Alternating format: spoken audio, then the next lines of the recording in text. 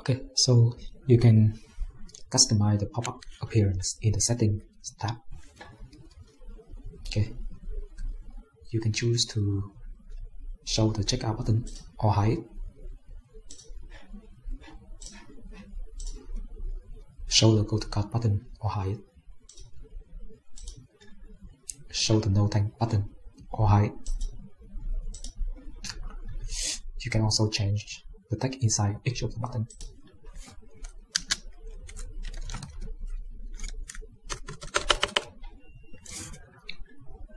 You can also change the background of the header.